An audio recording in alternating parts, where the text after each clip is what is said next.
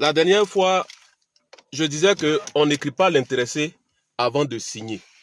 J'ai pensé que vous auriez tous compris que je parlais uniquement de la lettre administrative à forme personnelle.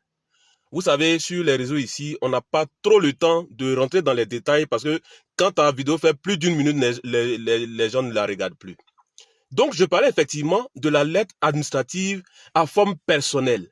C'est le document que le fonctionnaire utilise pour parler à l'administration, mais pour un sujet qui le concerne lui personnellement. Quand un fonctionnaire, par exemple, veut faire une demande de mutation, il utilise une lettre administrative à forme personnelle. Quand le fonctionnaire veut faire sa demande de congé annuel, il utilise une lettre administrative à forme personnelle. Vous voyez. Bon.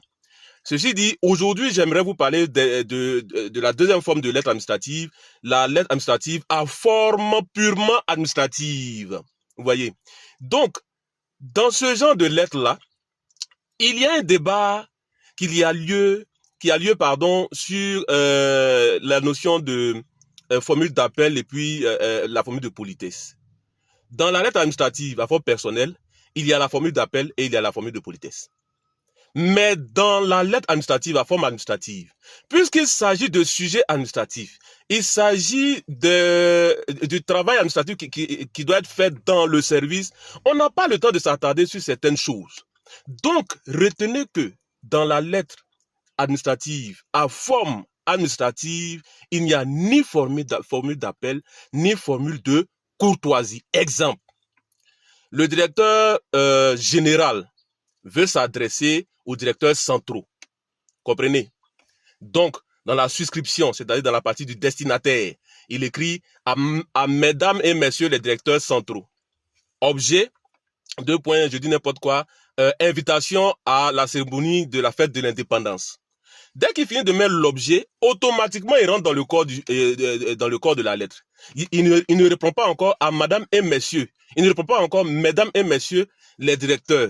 Virgule pour venir écrire à la suite. Donc après l'objet net, il commence, j'ai l'honneur de vous convier à la célébration de la fête de l'indépendance. Point.